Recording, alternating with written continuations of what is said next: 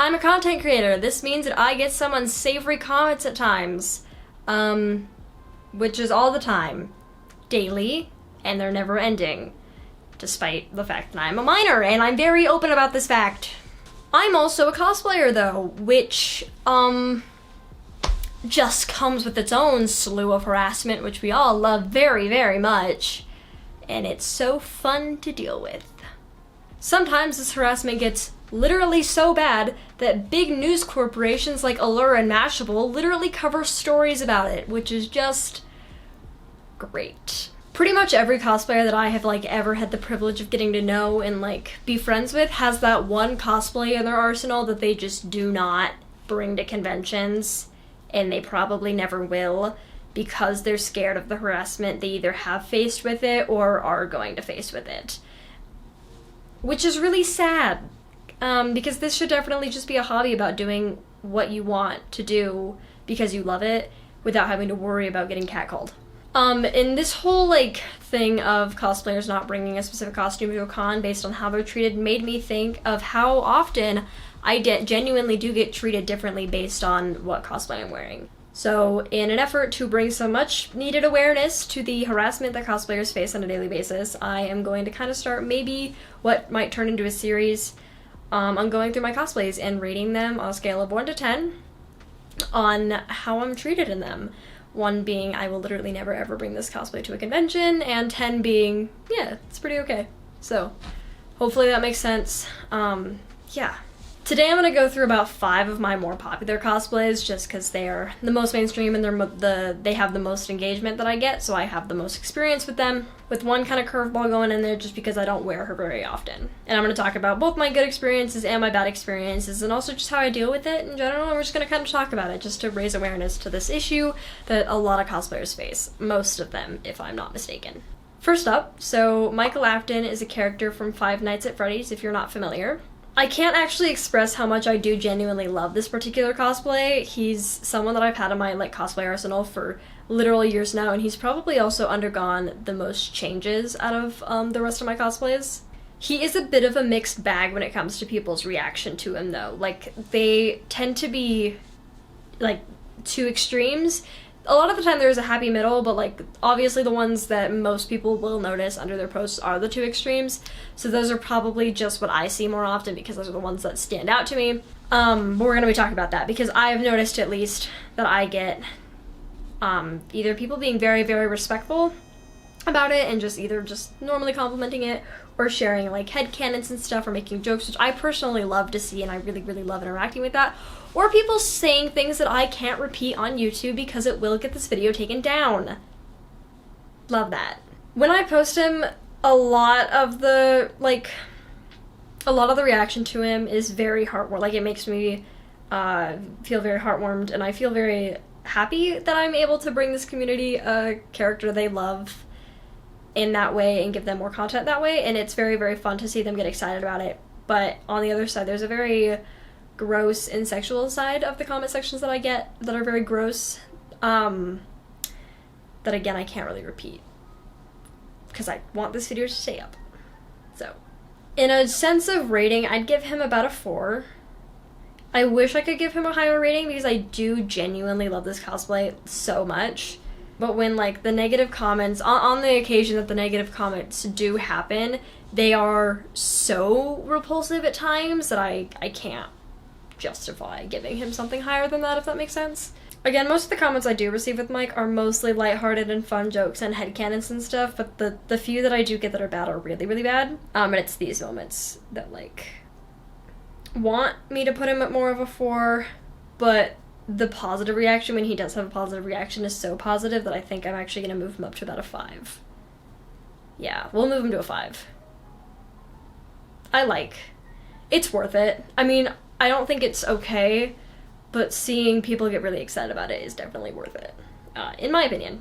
And that's not a universal thing, and I don't think people should have to do with that, but in my personal opinion, I think it's worth it for me. And as for those marriage proposals that I sometimes get under mic, I guess name a time and place and I'll show up. Don't actually, I will not show up, please. That was a joke. Alright, Elias Bouchard. So I have a long history with this cosplay, and it's not because I've cosplayed him for a very long time, it's just because there's a lot that's happened. I think I debuted him in 2022, so literally about a year ago.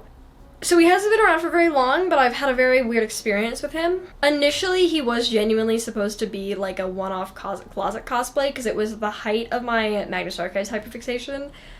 So he wasn't really supposed to like remain a permanent piece in my arsenal, but he has become a permanent piece because of how popular he is, which is both a good and a bad thing. I just think it's really funny because he was supposed to be like a one-off, haha, this isn't gonna do very well because it's a podcast, and now he's like one of my mostly requested characters, and I think it's really funny how that, like, things like that work. But that's not the point. The point is that there is another side to cosplaying Elias, despite him being one of my most popular characters, and that's the fact that he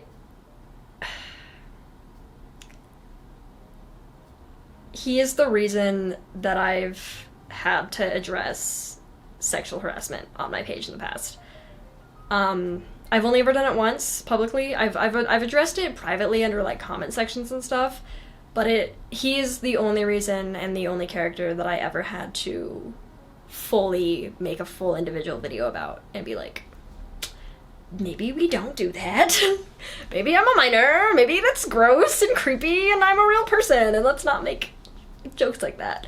Even if they are just jokes, it's still really gross. And it halfway worked. Like, me making that video did kind of work to stop it. It still hasn't stopped really, but I've gotten a lot better about just ignoring it and deleting it as soon as I see it and not really reading them.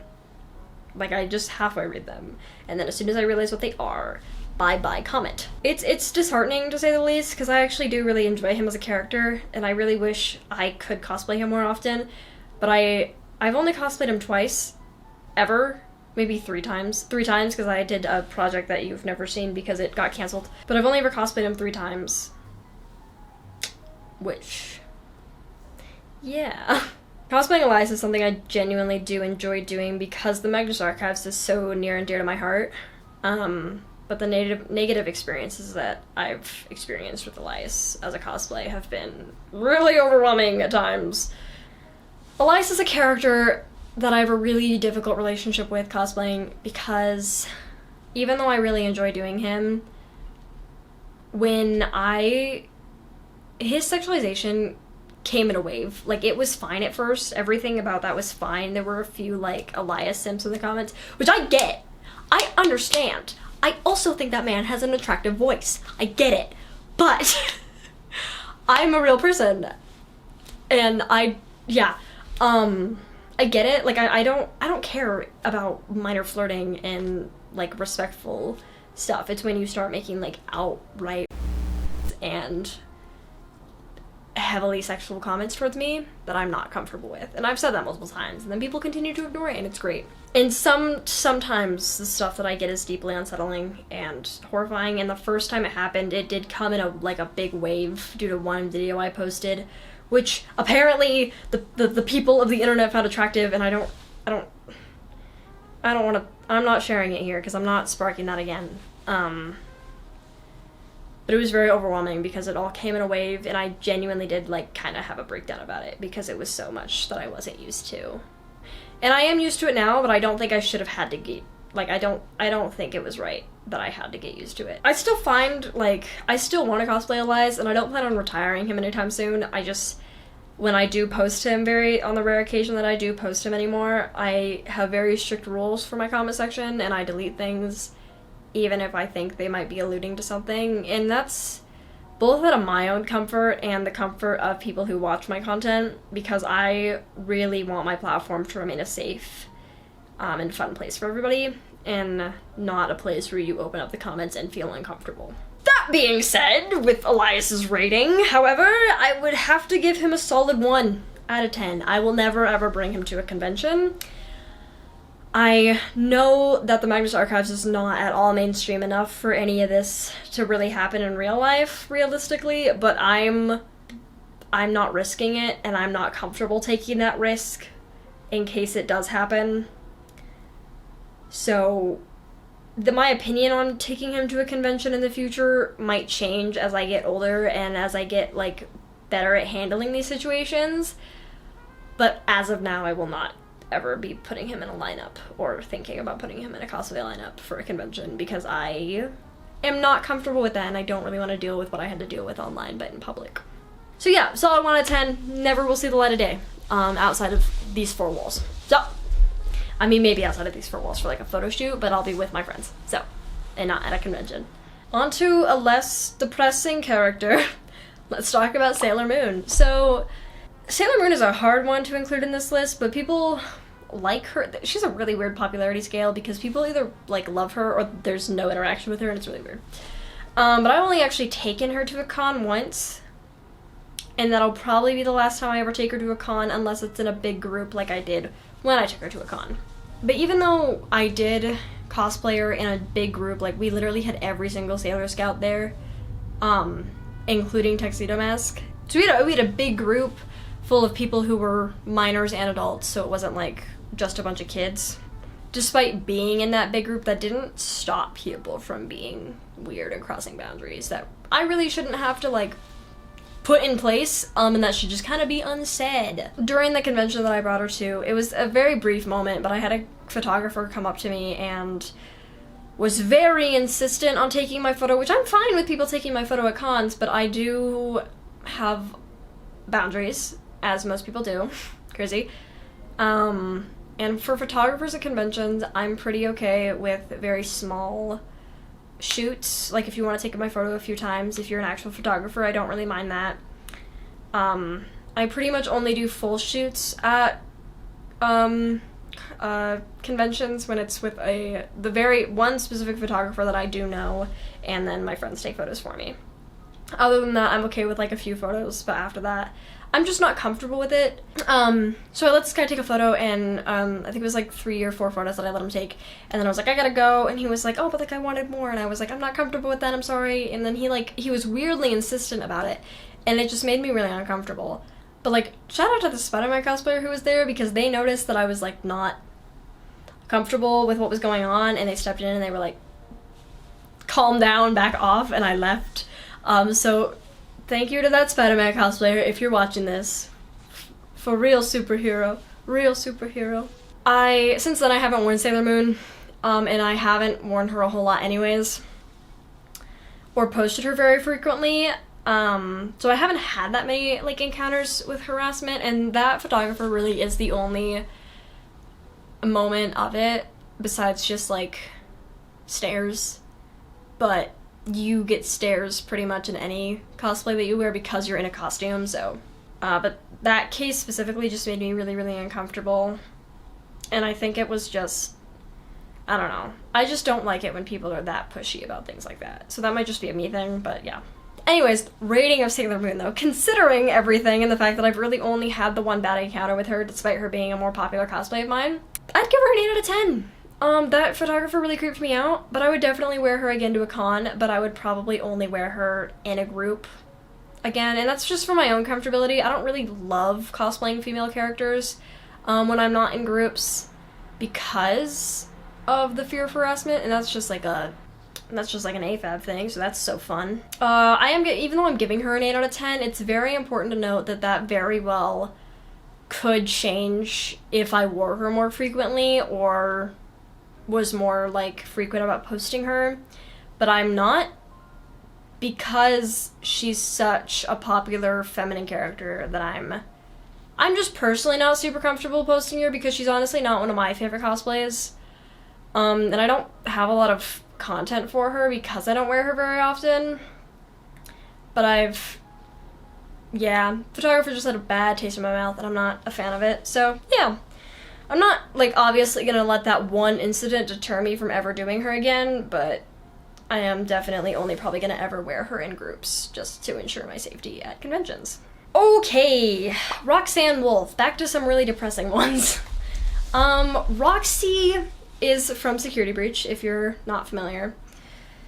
She's definitely one of my more popular cosplays, and that's not my doing at all, actually, which I think is really funny. I've actually, like Sailor Moon, I've slouched in my chair so much, oh my gosh. Anyways, Similar to Sailor Moon, I've really only worn her to a convention once, and that'll probably be the last time I ever wear her to a convention. Roxy is definitely the most revealing cosplay I own, which was on accident. The skirt was not supposed to be that short.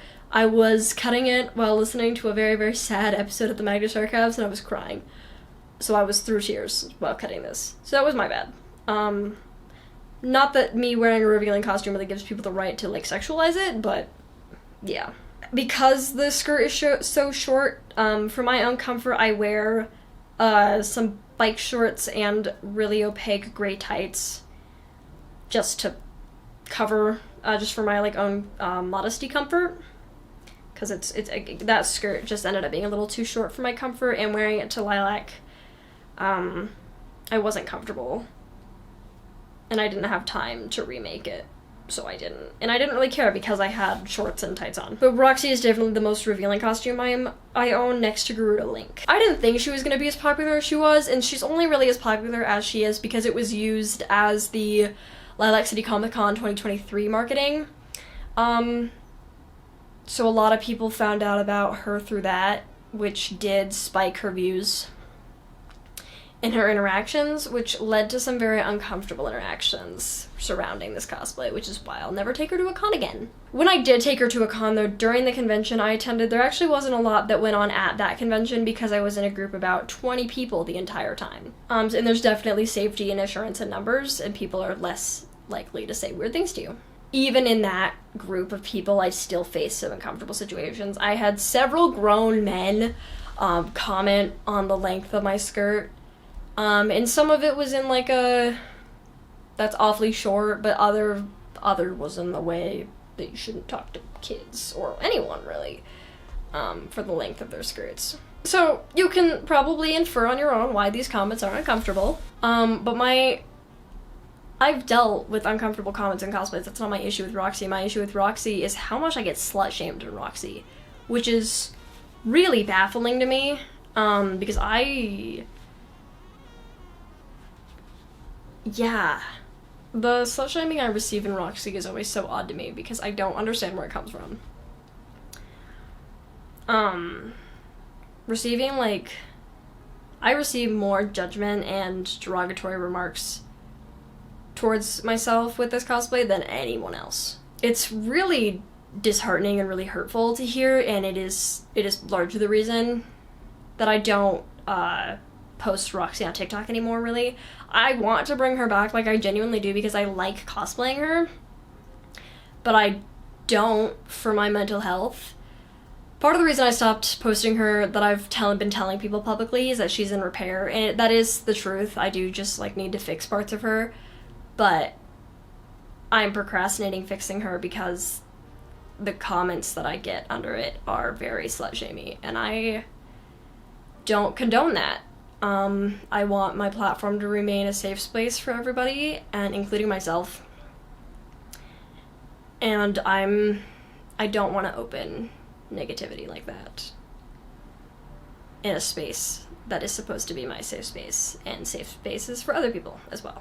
Overall, I would probably rate the experience of cosplaying Roxy a 5 out of 10. There's a possibility that I could definitely bring her back to a convention in the future, but it would have to be in another really big group, similar to Sailor Moon, where I don't think I'd be comfortable doing her by myself.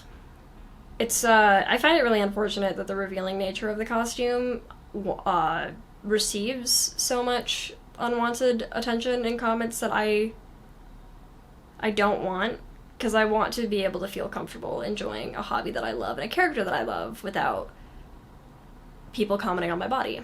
And I want to be able to do a hobby that I've loved for years without being objectified and shamed for it.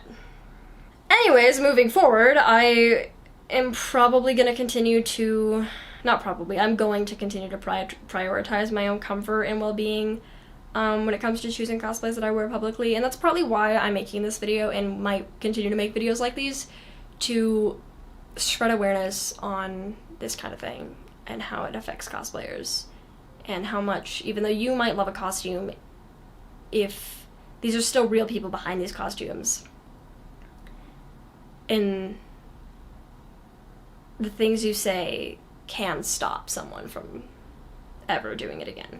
cosplaying should be an experience that you love to do and that you should continue to love to do, and I personally am not gonna let negative stuff take that away from me, but I will, and it's not that I will let it continue to affect me, but it will just continue to affect me, and that's just something that I'm gonna work on my own time. But yeah. Anyways, that's depressing. Link time, love Link. All I have to really say about Link is mostly really positive. I'm combining technically 2 cosplays into this category for Link because this is Breath of the Wild Link specifically. Gerudo Link and Champion Link for me are the same character, so they're the same cosplay, but in different variations. People are really, really nice to me when I wear Champion Link, and they're really respectful about it, and it's really nice and such a relief to be surrounded by such a supportive community, and I really, really enjoy that. I wore him to CoroNecroCon on Sunday this last weekend, and that was really fun, and I had a really fun time with that, and people were so excited to see M&I as Link and Zelda, and that was so fun. However, cosplaying his Gerudo Link version, there is definitely some downsides to it. I debuted that costume at Level Up Expo in Las Vegas, and there were a few unsavory interactions, but I actually do have to really applaud the security at that convention for being absolutely phenomenal people and making me feel really safe when I had some interesting experiences with people. Their whole support through the uncomfortable situations that I encountered really made it a lot easier to like deal with throughout that trip. Now on the internet, people can be a little weirder, as we've learned so far. I've taken measures to mitigate some of it because I don't want to deal with it. Link is the Zelda series as a whole is so close to my heart. I mean, you can't, but it's right out of frame. I have so many Zelda things right out of frame. It is so near and dear to my heart. I'm not letting some jerks on the internet steal it from me. So I do tend to just like tag those with the fact that I'm a minor, and it does help some, and I would do it to the rest of the rest of the characters I've listed on this, but I don't feel like I should have to constantly remind people that I'm a minor. It's sad that I have to take those precautions with Gerudo Link, but it works, so if it ain't broke, don't fix it, I guess. But it is the way that I choose to protect myself online and make sure that I'm comfortable in a character that I refuse to let ruined. And maintain a very positive environment on the internet, which is, like I've said previously, it's very important to me. Taking everything into account, Link and Gerudo Link, I would rate it like an 8.5. I genuinely do love wearing them, and I probably will continue to wear them to cons. I would give them a 9 if it wasn't for Gerudo Link being kinda iffy, especially because Gerudo Link already is so sexualized on the internet. Like, even without the cosplay, that variation of Link is already just really sexualized. I'm definitely a little more hesitant bringing Gerudo Link to cons than I am Champion Link, but I'll probably still bring him to cons because summer cons are really hot, and Gerudo Link's outfit is very cool. So, yeah. Despite that, I do love cosplaying both versions of Link overall, and like the supportive community, especially around the Zelda franchise, honestly makes it worthwhile and very, very fun. And it's a shame that like a few negative experiences that you have with a certain costume, or honestly anything in general, can like overshadow the happiness that you can get with cosplaying. Okay, that's the end of that really depressing video. Oh, we'll wrap it up on a little bit of a more positive note here. I understand that like topics like this can be very heavy and sad to discuss, and I completely agree with that. But I do genuinely believe that sexual harassment in the cosplay community is something that does need to be talked about and addressed more often, and not just joked about like we so often do. I too joke about like the harassment that I deal with a lot to cope with it, but it is essential to sometimes move past that and actually delve into the reality that us as the harassment is that cosplayers face as people. I know that I personally, especially on Instagram, I make a lot of lighthearted jokes and stuff about how I'm treated in these characters, but it's equally important to have these serious conversations about it. And by sharing our stories and discussing how we've done it and how we've coped with it and how we've dealt it, we contribute to raising awareness on the harassment that honestly anyone faces when they put themselves out here. Whether you're a content creator or just you do this as a hobby, or even if you're not a cosplayer but you're just somebody who is in a field or in a lifestyle that is subject to being critiqued. It is really disheartening to talk about these negative experiences, but it's important to do so because in doing so, it slowly but surely can create a safer environment for backgrounds. Nope. It can create a safer environment for cosplayers of all backgrounds. And this is definitely the kind of community where we want to continue to support and lift each other up and make it safe for everyone involved. So even though this video may have been a little bit of a downer and not as lighthearted or the joke you were wanting today, it's still a very, very important topic that needs to be discussed and addressed. And I hope that eventually we can get the cosplay community back to a point where it's about the creativity and passion that people have for these cosplayers instead of these cosplays and cosplayers instead of the objectification and mistreatment that they face far too often. I just hope that it can return to a point where it can be celebrated instead of just being down to objects of desire. So yeah, thank you all for watching, and thank you for engaging in this very, very important discussion that honestly needs to be had more. I'm going to continue to try to raise awareness about this topic and educate others and work hopefully towards a community, again, where cosplayers can just feel free to enjoy their craft without the fear of harassment. So please remember to be safe, be kind, and keep cosplaying with confidence, and I will see you all in the next video that hopefully will happen. I promise. I don't promise, but I'm gonna try. I'm trying. Please have mercy on me, YouTube gods. Okay, bye-bye.